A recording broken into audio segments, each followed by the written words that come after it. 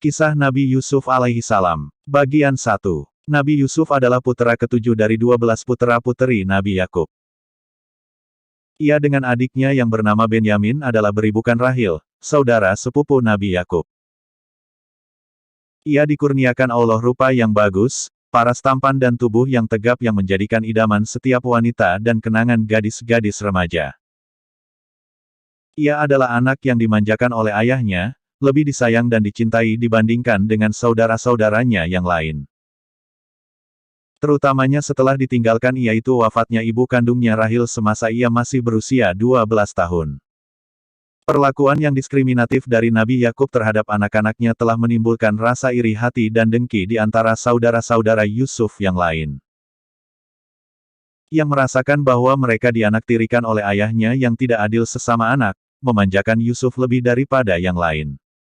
Rasa jengkel mereka kepada ayahnya dan iri hati terhadap Yusuf membangkitkan rasa setia kawan antara saudara-saudara Yusuf. Persatuan dan rasa persaudaraan yang akrab di antara mereka. Tanda hubung tanda hubung tanda hubung tanda hubung tanda hubung. Saudara-saudara Yusuf mengadakan pertemuan. Dalam pertemuan rahasia yang mereka adakan untuk merundingkan nasib yang mereka alami dan mengatur aksi yang harus mereka lakukan bagi menyadarkan ayahnya.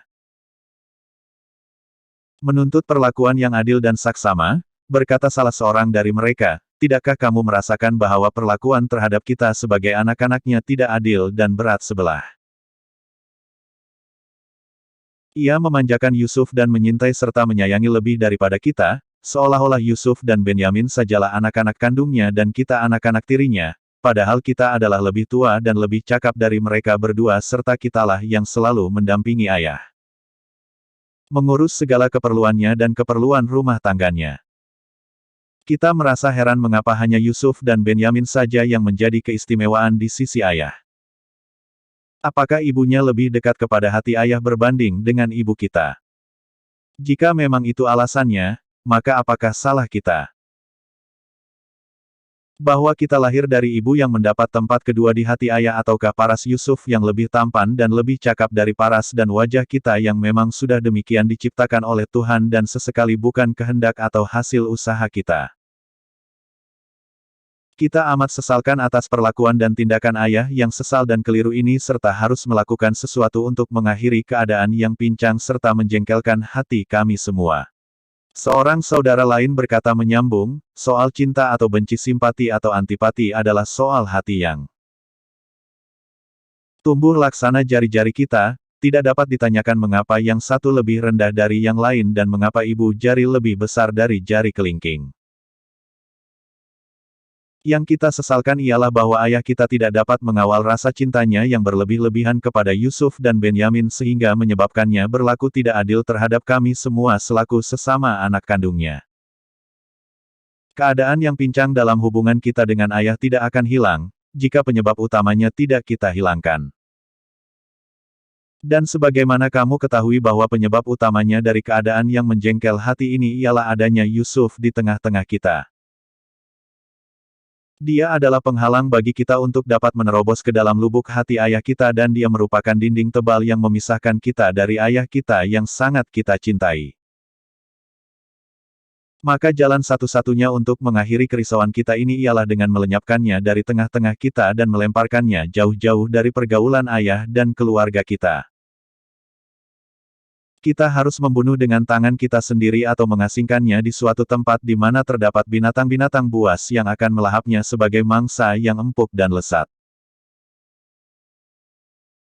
Dan kita tidak perlu meragukan lagi bahwa bila Yusuf sudah lenyap dari mata dan pergaulan ayah, ia akan kembali menyintai dan menyayangi kita sebagai anak-anaknya yang patut mendapat perlakuan adil dan seksama dari ayah dan suasana rumah tangga akan kembali menjadi rukun, tenang dan damai.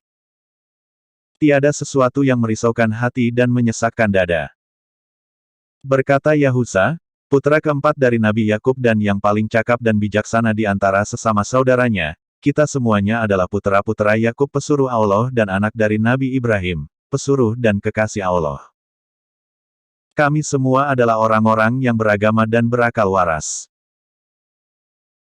Membunuh adalah sesuatu perbuatan yang dilarang oleh agama dan tidak diterima oleh akal yang sehat, Apalagi yang kami bunuh itu atau serahkan jiwanya kepada binatang buas itu adalah saudara kita sendiri, sekandung, sedarah. Sedaging yang tidak berdosa dan tidak pula pernah melakukan hal-hal yang menyakitkan hati atau menyentuh perasaan. Dan bahwa ia lebih dicintai dan disayangi oleh ayah, itu adalah suatu yang berada di luar kekuasaannya dan sesekali tidak dapat ditimpakan dosanya kepadanya.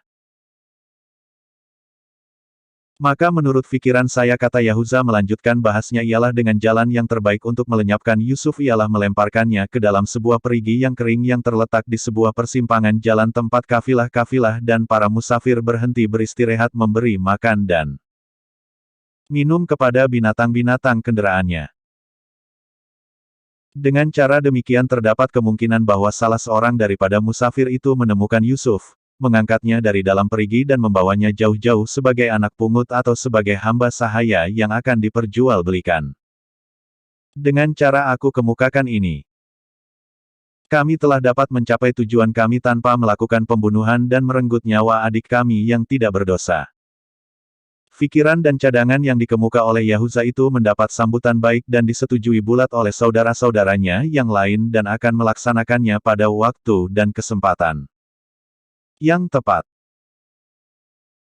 Pertemuan secara rahasia itu bersurai dengan janji dari masing-masing saudara hadir, akan menutup mulut dan merahasiakan rancangan jahat ini seketat-ketatnya agar tidak bocor dan tidak didengar oleh ayah mereka sebelum pelaksanaannya. Bersambung bagian 2.